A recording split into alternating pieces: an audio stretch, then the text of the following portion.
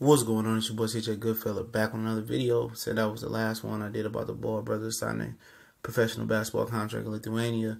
You know, right before I was about to turn off my phone, I did a little social media search, and shout out to the Hand Down Man Down boxing group and Ogonu Harper. I can't pronounce his name, but shout out to him for posting this picture. And it shows that Rigondeaux' hand was really hurt. You know.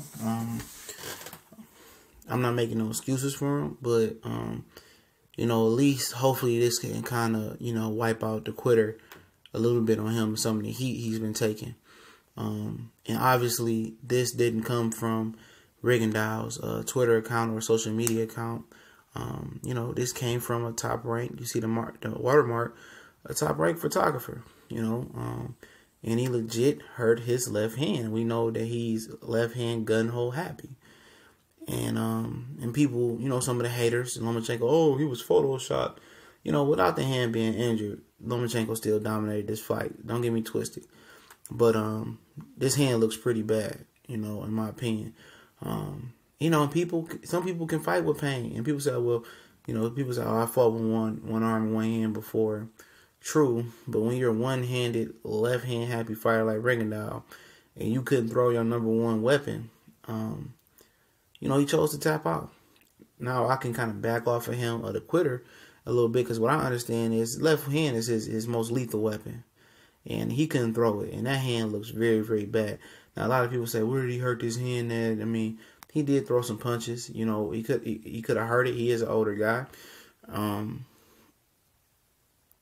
this is his proof in the pudding.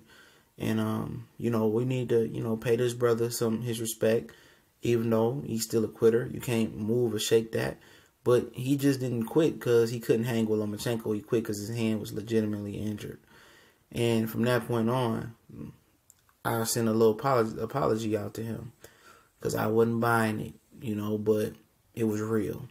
It was like Lomachenko was frustrating him out there, grabbing him, patting him on the head, beating him on his head, and was embarrassing him. But Lomachenko didn't gloat after the fight like some of his fans did and act like this was the greatest victory since Ali George Foreman. He didn't act like that. He said that Rigondeaux is still a king, but he's the king of his division. This fight is not a big fight for me because fighting a smaller guy. And he's absolutely right. But what really made me mad about Rigondeaux was the fact that I thought he quit for no apparent reason other than he was frustrated. But this shows that he really had a hand injury. And he didn't go out his way to put this on social media. He didn't go out his way to put that on there.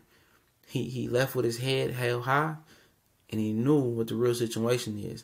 And for people who care about public perception, you guys would have put this out there on social media. He did not. You know, he knew what was the real deal, and it was a real problem for him with his hand injury.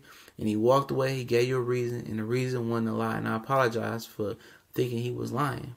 You know, assuming that he was lying. He was telling the truth. You know, he don't owe anybody a reason or showing a picture. Some people, y'all guys feel like y'all obligated to show stuff like that, but he doesn't. And what I say to him, hopefully he continues to fight on, go back to his weight class and do big things. But his hand looked really injured. Let me know what y'all think.